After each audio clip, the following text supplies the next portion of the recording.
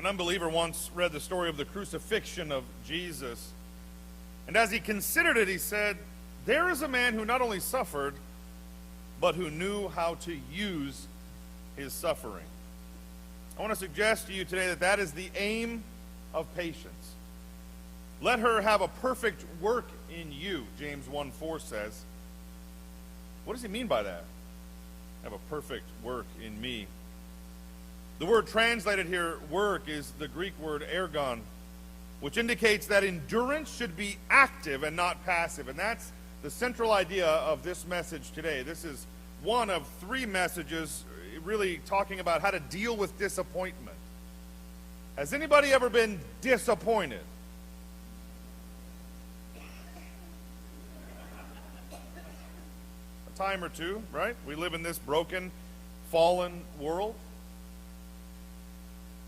We have expectations, they're not met. We have hopes and dreams.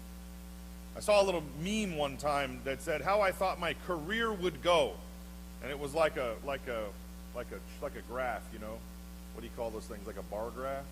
So the lines, and it said, that's how I thought my career would go in my life. It would start out down here and just gradually go up, And then it said, here's how it went. And it was an airplane doing like loop-de-loos and doing all this stuff.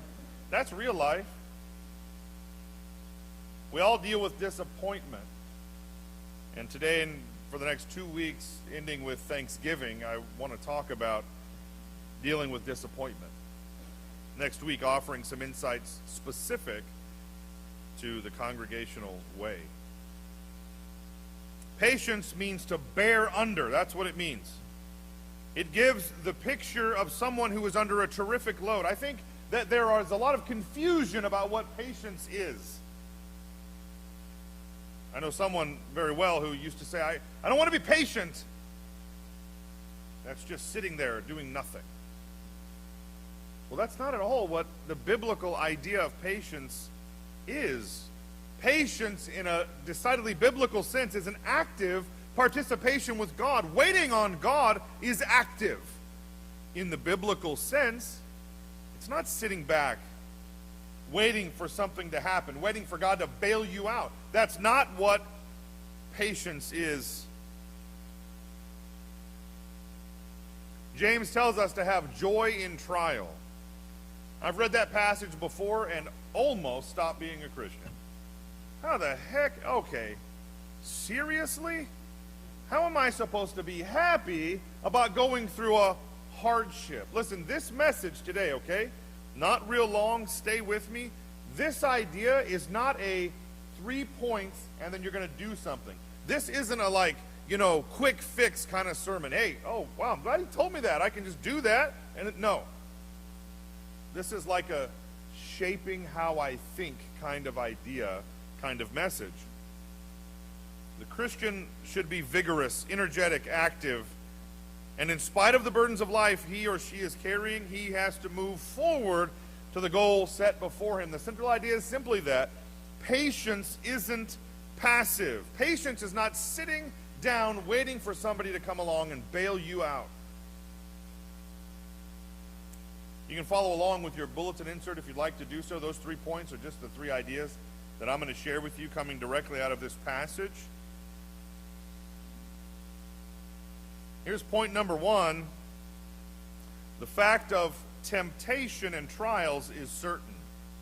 If you haven't figured that out yet, you will.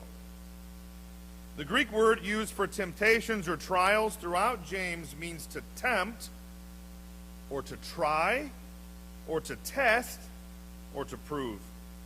And this is the common word used in the New Testament, which is most often translated tempt. The temptations and trials of life exist to prove us. They are for a beneficial purpose. They are permitted by God for a good purpose. They make us stronger. There are opportunities to grow and to become Christ-like. Well, guess what? That's only going to matter to you or me to the extent to which I've decided that that's a worthy goal. You see, if life is always about my present comfort and my immediate happiness, then I'm never going to be able to see joy in trials and hardship. Do you understand? If my primary focus in life is my comfort, my relative happiness, my immediate satisfaction, then I am never going to be able to see joy coming out of trials and hardship. This is a have this mind in you, which was also in Christ Jesus, idea. Who counted it joy to go to the cross, to drink the cup that was set before him, understanding that enduring that would bear the fruit of the kingdom, you and I. This unbeliever read the account and said, there's a man who not only knows how to suffer, but how to not waste his suffering. I want to suggest to you today that it is entirely possible to waste suffering when in fact our pain, our trial, our relative hardship are opportunities to become more like Christ, to the extent that we choose to see them that way. It's not always going to be easy. It's not like flipping a switch. It's not like one time, you know what, I'm going to just be happy when bad things happen. Flip the switch, bam, happy. This isn't talking about happy. Happiness is usually predicated on good, immediate circumstances. This is talking about joy, which is like a rudder guiding the ship underneath, because I get it that all of this is happening in accordance to God's word to shape me into the image of Christ, and that is the worthy goal. Give it a moment's thought. This life, the other day I was talking to somebody, and I don't know, she never would tell me how old she was, actually, come to think of it. She wouldn't say it. But she said, well, I'm a lot older than you are. I'm like, well, I feel a lot older than I used to be. And she's like, just give it a minute and you'll be right where I'm at. I think she was maybe in her 60s, maybe. I couldn't quite judge it. The older I get, the younger everybody looks. Old people don't seem so old anymore. And I see young Marines in their 20s and wonder who's letting those kids play dress up. I can't believe that was me.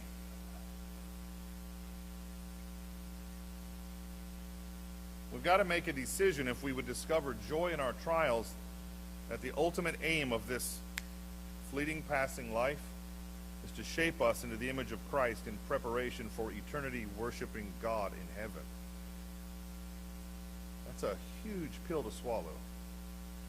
That's the prescription. Conquering temptation purifies us. It strengthens us. Giving in has a way of leading to more giving in. Enduring the trials of life will strengthen us. When we stand up against trials and temptations and don't fall, we are a dynamic witness to those who see us. And again, that's a part of our primary purpose. If God is shaping us into the image of Christ, it's so that he can shine the light of Jesus in us and through us to a lost and dying and hurting world to see that and to be attracted to that life. The Greek scholar A.T. Robertson said this about this word. It is the picture of being surrounded by peri, by trials. The idea is that of many trials and temptations, all sorts and all kinds of temptations and trials, but no matter what the trial or temptation, it is for our good and our benefit. It's to help us. It's to prove us, to make us stronger, to help us to be more responsible in carrying the gospel around the world. I've got news for you. If you've been alive in Jesus Christ for like a minute, all of a sudden, it's no longer about you. I get it. I'm like the anti-Joel Osteen. I get it. But I would rather have joy than light-hearted happiness every day of the week. Because I would rather dig my roots so deep into the presence of God that when the hard storm comes that I'm not ready for. Like the snow that fell the other day. The neighbor had told me we have these two things. I'm replacing them. I'm killing them. I'm digging them up. We have these two big, I don't even know what you call this plant. It looks like wheat growing in these big clumps. It looks like grass at the Outer Banks in North Carolina. It's like this big things. The neighbor had told Christina, and Christina told me, you better cut those things down before the first snow or they'll just flatten out all over your driveway. Well, guess what? They flattened out all over the driveway. I wasn't ready. I wasn't ready. I had forgotten about living in the north. Trials are going to come. We've got to decide today to shape our minds. Now is the time for training. Say in the Marine Corps, say in the military all over, the more you sweat in peacetime, the less you'll bleed in war. The idea being, be ready for the battle. The battle's coming, the storm's coming. You got to get prepared. Decide now, how am I going to think? I'm going to shape my thinking in this direction. You know, I don't know how to raise kids. I really have no idea. And, you know, my dad wasn't around when I was a kid. My stepdad and I didn't have a good relationship. You know, I don't have a clue how to be a dad. I've learned from watching other men. You know, I tried reading some books, and I was like, these guys they clearly don't know either. And, you know, I just trust the leading of God and didn't do the best I can. But one of the things I have figured out is that children and adults, children need to assume responsibility if they would ever be trained later in life to be the kind of people who would take responsibility, right? So I've been really happy. Since we move up here, I used to not let Sebastian cut the grass, even though he's been asking for years. I just had visions of lost toes, and I just couldn't do it. I just couldn't do it. I just was like, no, it's better. I'll cut that half acre myself. And that, you know, and so he's been. The neighbor asked this very sweet lady who lives next to us, would Sebastian like to cut the grass? And I'm like, you know what? It's about time. He started. Yeah, okay, we can do this. We can do this. So he's over there cutting the grass. He's assuming responsibility. I'm enjoying watching him because he's having to take seriously, like, okay, he wants to do a good job, so he's going to do a good job. Yesterday, he's over raking leaves with Sam, right? I think, and over at Hazel's house. And so he's got. I told him, you know, you could really turn this into like a you know, lawn care empire. You know, one yard at a time, you can start paying rent. Is actually what I said. And he said, "You're not really going to make me pay rent, are you?" I said, "Well, the clock's ticking. The clock's ticking on that." And so at any rate, I'm watching it. I'm like, this is good, assuming responsibility. Well, then Hansel says he's going to start his own business. I said, really? So Hansel, it turns out in Michigan, who knew? I didn't remember this. I guess we didn't recycle in Sheboygan. I don't know. That you can make a little money. You know, we drink more soda than we should. And most of it's made in Michigan, so you could recycle it. So Hansel's saving up. He's collecting all the recyclables. He goes and cashes them in. Last time he got $3 or something. And actually, in fact, we were walking around Walmart, and he found somebody else's ticket they dropped. We brought it up, tried to give it back. They're like, hey, just go cash it. His business is going great. He's making money he didn't even earn. Well, then I said, what about Ephraim? And Hansel said to me, well, if he carries one of the bags, I'll cut him in for 30%.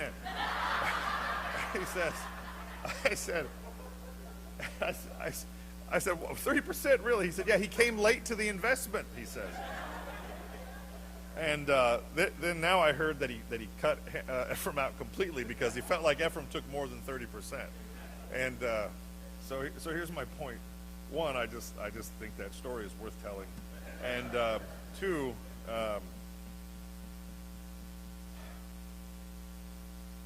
children aren't the only ones who have to assume responsibility to grow in their capacity to take responsibility. The Christian life is not a get-out-of-jail-free card and then waiting to go to heaven.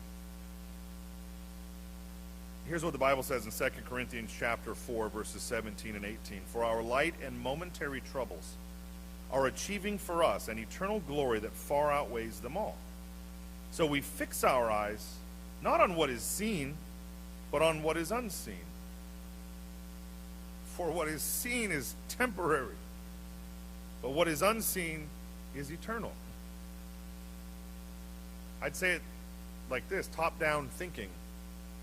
What if instead of thinking about our immediate circumstances and viewing all things through that lens, we look through the lens of eternity? Oh, so how does what I'm doing today have eternal value? Not, how can I bring eternity to make today more convenient? So point number one, trials and temptations are a guarantee. We've got to choose now how we'll approach them. Will we approach them as God does, as tools for shaping, or will we just crumble under the weight of them?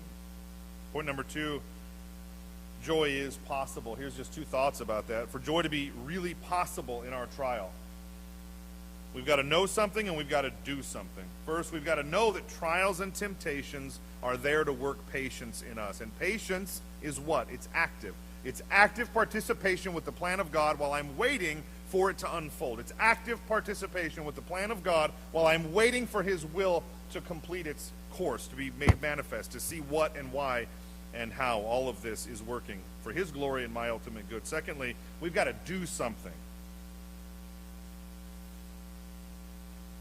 We've got to be steadfast. Patience is actively trusting God. The Christian life is not an academic pursuit, it's a vocation.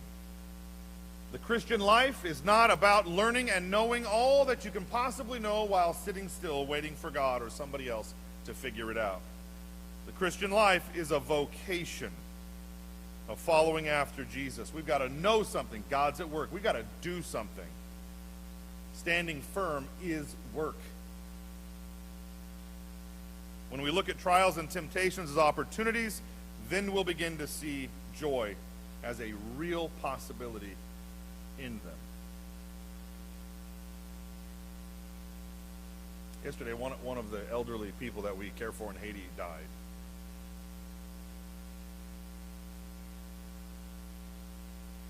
I've always pastored churches with the average age more than 20.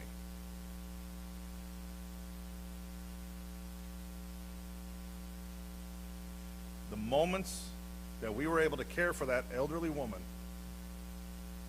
were a blessing. Her departure from this life is painful, but it's part of the journey. We should not shy away from difficult things that God calls us to do for fear that one day we'll be disappointed. Rather, we should choose to associate ourselves with the things that God is doing in this world, trusting Him to provide us the peace to pass us through the difficulty of the trial.